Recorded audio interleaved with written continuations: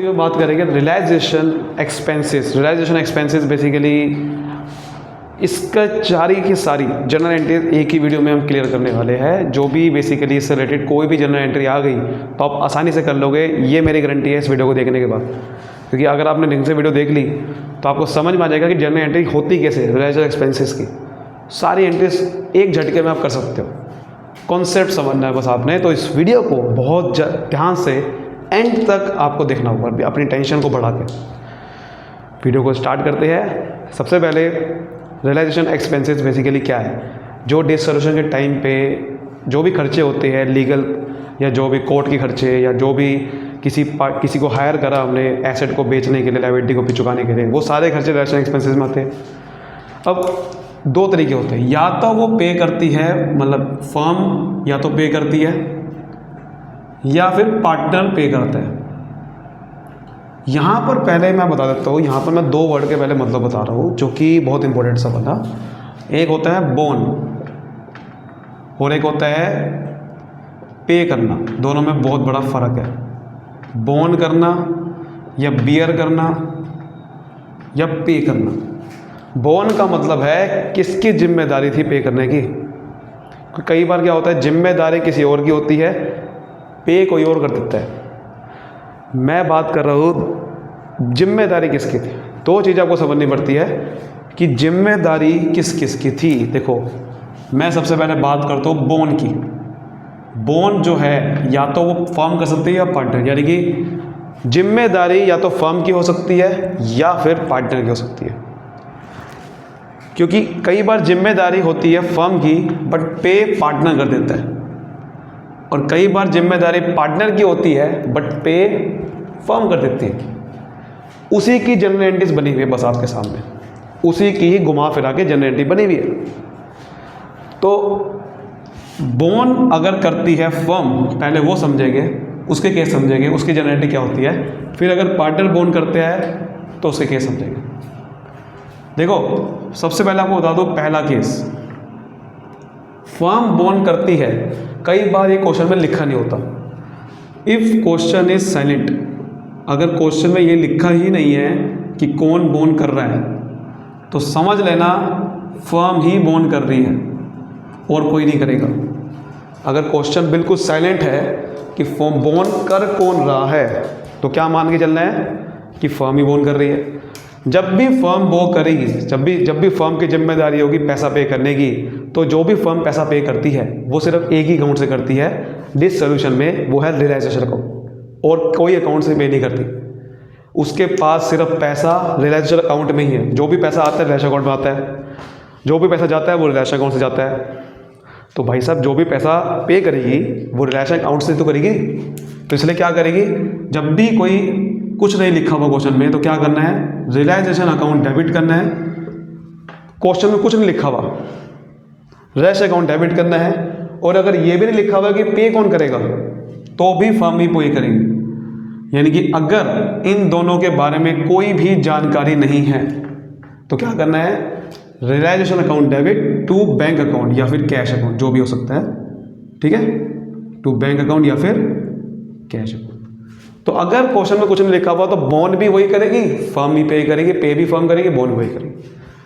दूसरा case, if borne by firm. दूसरा case है कि अगर बोन तो फर्म करेगी लेकिन पार्टनर पे कर देगा। फर्म तो बोन करेगी लेकिन पार्टनर ने पे कर दिया, तब क्या होगा? जब भी मैंने क्या बताया, फर्म जब भी बोन करेगी तो वो एक ही अकाउंट से पैसा पे देती है, वो है रियलाइजेशन अकाउंट। जब भी फर्म बोन करेगी तो वो एक ही अकाउंट से पैसा देती है, वो क्या है, रियलाइजेशन अकाउंट। तो इसका मतलब रियलाइजेशन अकाउंट से पे करेगी फर्म तो रियलाइजेशन अकाउंट क्या होगा, डेबिट। क्योंकि जिम्मेदारी किसकी थी, फर्म की। बोन मतलब जिम्मेदारी किसकी थी, फर्म की। तो फर्म भी पे करेगी, रियलाइजेशन अकाउंट डेबिट करेगी। लेकिन एक्चुअल में फर्म ने पे करा नहीं, कर पार्टनर ने दिया। पार्टनर ने कहते हैं कि देखो टेंशन मत लो, मैं पे कर दूंगा। लेकिन पार्टनर ये थोड़ी कहेगा मैं अपने पैसों से पे कर दूंगा। पार्टनर कहेगा देखो ऐसा है कि पैसे दो, मुझे पैसा दो और मैं पे कर दूंगा। तो फर्म कह रही है कि ठीक है हम आपको पैसा दे रहे हैं, रियलाइजेशन अकाउंट को डेबिट करके और आपको पैसा दे रहे हैं, तो आपको पैसा देने का मतलब क्या, पार्टनर को जब भी पैसा देते हैं तो पार्टनर कैपिटल अकाउंट क्या होता है, क्रेडिट। इसका मतलब जब भी पार्टनर फर्म के बिहाफ पे पे कर देगा तो पार्टनर कैपिटल अकाउंट तो क्रेडिट हो जाएगा, क्योंकि मैं रिलैक्स अकाउंट से पैसा लूंगा, पार्टनर को दे दूंगा, क्योंकि पार्टनर अपने पैसे से पे नहीं करेगा, तो पार्टनर को मैंने बेसिकली पैसा दे दिया कि भाई जा तू पे कर ले, तू पे कर ले जाके, प्रॉब्लम क्या। इसका मतलब ये 2 एंट्री तो इस केस में होगी। 2 एंट्री समझ में आ गई क्या है, समझ में आ गई ना बात, बहुत बढ़िया। इसी के अंदर एक तीसरी एंट्री भी बन सकती है। तीसरी एंट्री क्या हो सकती है, if borne by firm but partly paid by partner. एक तीसरी एंट्री हो सकती है कि फर्म ने तो बॉन्ड किया लेकिन पार्टनर ने कुछ पैसा पे कर दिया, सारा नहीं करा, कुछ पैसा पे कर दिया।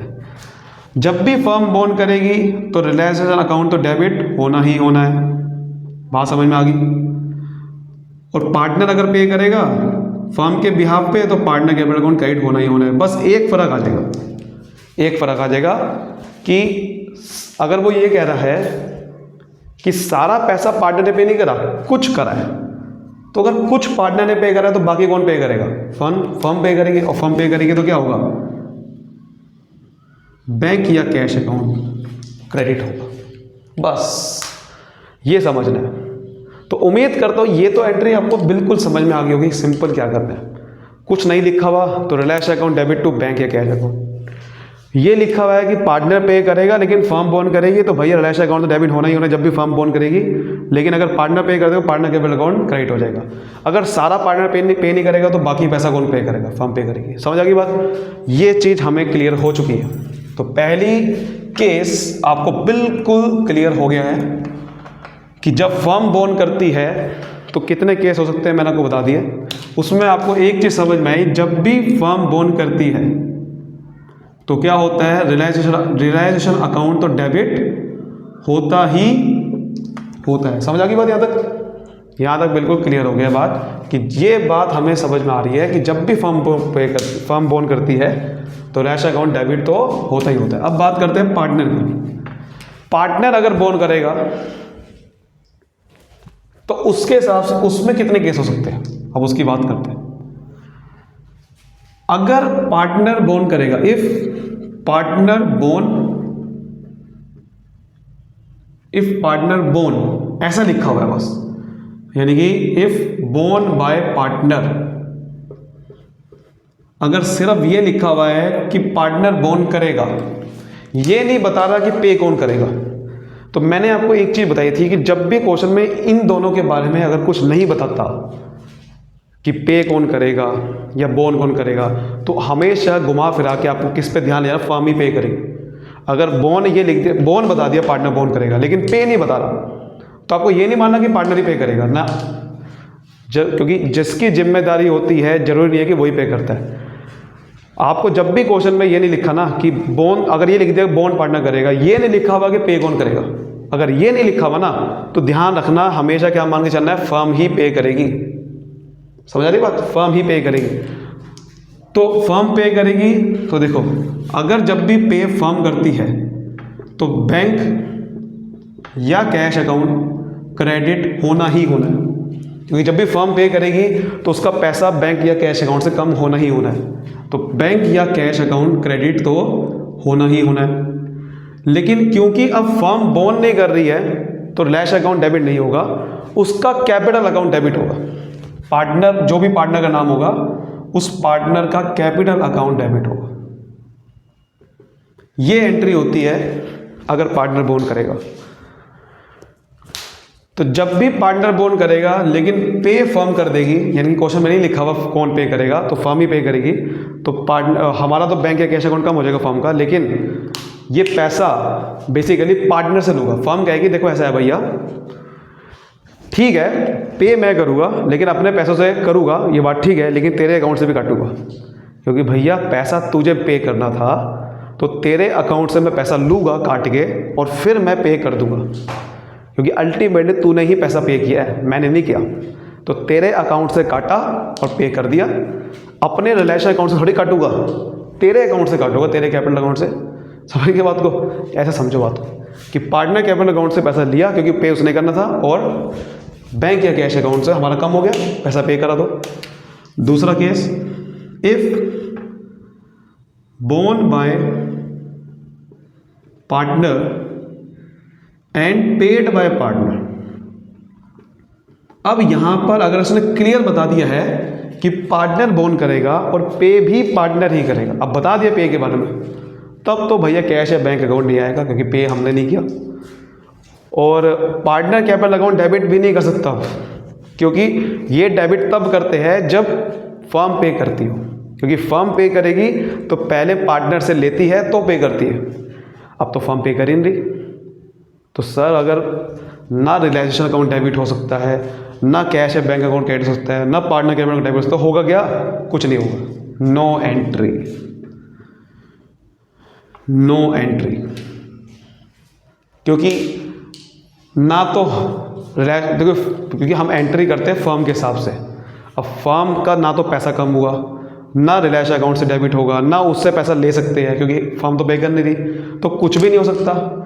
पार्टनर अपने बुक्स में एंट्री कर सकता है, हमारी बुक्स में कोई एंट्री नहीं होगी। हमारी बुक्स में तब होगी जब कोई फर्म का रोल हो, जब कोई फर्म का रोल होगा तभी एंट्री होती है। फर्म का रोल कुछ नहीं है तो एंट्री नहीं होती है, समझ गए? तो ये हो गया।